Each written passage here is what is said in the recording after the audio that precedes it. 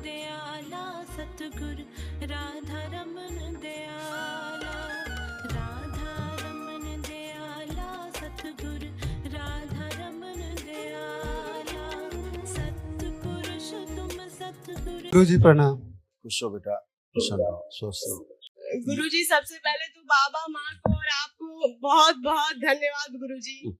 खुश हो बेटा। गुरुजी मेरा रिजल्ट आ गया था, मतलब मैं तैयारी करती थी, बहुत परेशान थी, लेकिन रुका हुआ था गुरुजी, क्लियर नहीं हो रहा था, रिजल्ट होने के बाद भी ज्वाइनिंग नहीं हो पा रहा था और बाबा माँ की कृपा से वो पूरा हो गया। और मैंने ये सोचा था कि मेरी पहली सैलरी आएगी तो मैं माँ के लिए चुनरी साड़ी और बाबा के लिए कुछ लाऊंगी। खुश रहो बेटा, बहुत धन्यवाद। स्वीकार करने की कृपा करें। बहुत धन्यवाद बेटा, बहुत बहुत धन्यवाद। आप लोग इतना नहीं गुरुजी सोचते हो, धन्यवाद मत बोलिए। इतना आप लोग सोचते हो दरबार के लिए, बाबा माँ के लिए, इसके लिए बहुत धन्यवाद। खूब खुश हो बेटा। पूजनीय गुरु जी प्रणाम। खुश हो बेटा, प्रसन्न हो, स्वस्थ हो, खूब मस्त। गुरु जी हम लोग बनारस से आए हैं, हमारे डीएनए में 3 लोग हैं। खुश हो बेटा। देखिए ये सब आपके कष्ट, आपके पिताजी के कष्ट जो सब नष्ट हुए, शेष नहीं।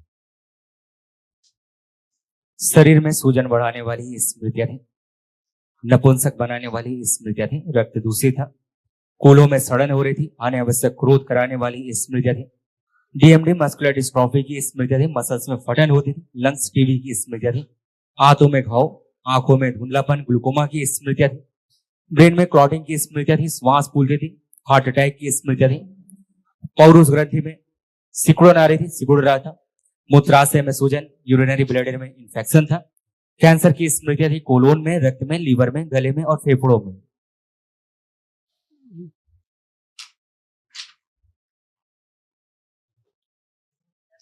हमेशा कुछ बड़ा काम करना चाहते थे, बड़ा काम करना है, और बड़ा करने के चक्कर में जो छोटा हो सकता था उसको भूल जाते थे, वो भी नहीं कर पाते थे।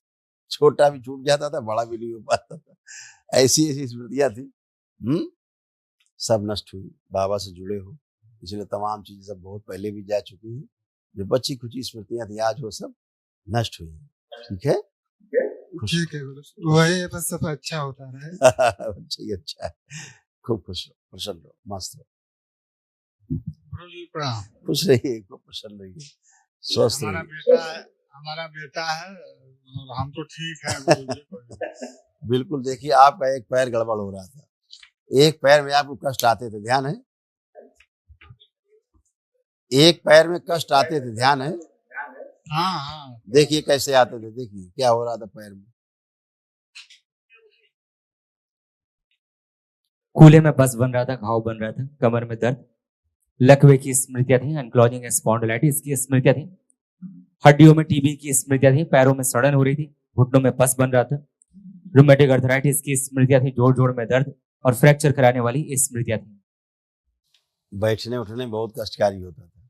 अब आप चेक करिए, बैठिए उठिए, बैठिए और उठिए, करिए, देखिए कैसे बन गए। जैसे बच्चा होता है 5 साल का, ऐसे बन गए, एकदम नए हो गए घुटने, 5 साल के बच्चे की तरह हो गए।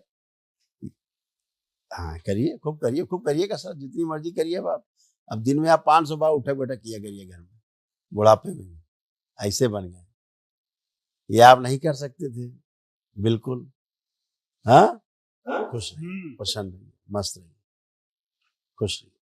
प्रणाम गुरुजी। खुश रहो बेटा, खूब प्रसन्न रहिए, स्वस्थ रहिए। गुरुजी सबसे पहले तो बाबा माँ को और आपको बहुत बहुत धन्यवाद गुरुजी।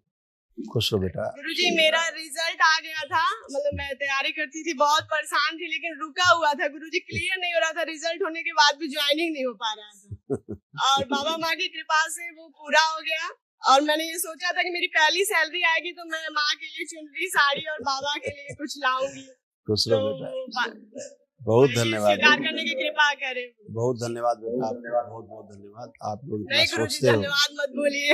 इतना आप लोग सोचते हो दरबार के लिए, बाबा माँ के लिए, इसके लिए बहुत धन्यवाद। खूब खुश हो बेटा। गुरुजी बस अपना आशीर्वाद मेरे और मेरे परिवार के ऊपर बनाए रखिएगा। बिल्कुल बेटा, सब तमाम जो कष्ट थे सब नष्ट हो गए। चक्कर अक्कर जैसे आते थे, है ना, चेस्ट में पेन आता था, तमाम खराब खराब दिखते थे, इन लोगों से भी चिड़ होती थी, है देख के, तो वो सब नष्ट हो गया। कुछ शेष नहीं है, दाएं बाएं दिखाई सुनाई देना, कुछ समझ में आना, महसूस होना, सब खत्म हो गया, कुछ भी नहीं बचा है। हमेशा अर्ध बेहोशी में रखने वाली स्मृतियां थी जब आप दरबार में नहीं आए थे। समझ में नहीं आता था क्या करना है, क्या करना है, क्या नहीं करना है। जी गुरुजी, मुझे ये है कि मैं थोड़ा सा आगे और भी कुछ अच्छा करना चाहती हूँ, आप- थोड़ा और ऊंचा पोस्ट पाना चाहती हूँ गुरुजी। तो पढ़ते पढ़ते ऐसा लगता है बहुत ज्यादा सोचने लगती हूँ किसी चीज के बारे में। बिल्कुल ऐसा ही था, क्योंकि बाहर से गंदगी आपके यहाँ अंदर आती थी, इसीलिए पेट में दर्द होना, ऐंठन होना, तमाम मासिक अनियमित रहना, आपके यूट्रस में भी जो है घाव वगैरह सब बन रहे थे, समझ रहे हैं। लिकोरिया जैसा कष्ट भी था, वो भी सब नष्ट हो गया। सोते समय गंदे गंदे सपने आते थे, वो सब सभी नष्ट हो गए। किडनी में सूजन आपको भी रहती थी, है ना, यूरिन पास करने में कष्ट होते थे, सब नष्ट हो गए। आंतों में सूजन, मांसपेशियों में फटन, ये सब था। अब सब बढ़िया बढ़िया, कोई कष्ट शेष नहीं है, एकदम आनंद में हो। वो खूब आनंद करिए। कल एक महावन आप लोग कर लीजिएगा, दरबार की ओर से जो निःशुल्क है वो कर लीजिएगा, ठीक है। खुश रहो, प्रसन्न रहो। गुरुजी, ये पापा मेरे ब्रेन की दवा खाते हैं गुरुजी। इसके लिए बेटा हम कुछ नहीं कर सकते। दरबार तो आपको केवल अच्छा कर सकता है, आपकी स्मृतियां नष्ट कर सकता है, आपकी गंदगी हटा सकता है, जिसके कारण रोग बनते हैं वो स्मृतियां हटा सकता है।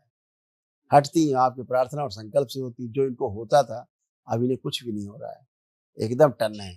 क्योंकि ऊर्जा जब अनियंत्रित होती है, ऊर्जा जब असंतुलित होती है तो ही कष्ट आते हैं। ऊर्जा संतुलित हो जाती है तो शरीर अपने आप संतुलित हो जाता है। बिना कष्ट के खड़े, अभी दिखाया नहीं कैसे हो गए, 5 साल के बच्चे की तरह बन गए हैं। इससे ज्यादा क्या चाहिए। ठीक है, खुश रहिए। कल महावन करिए जो असाध्य रोगों की जो इसमें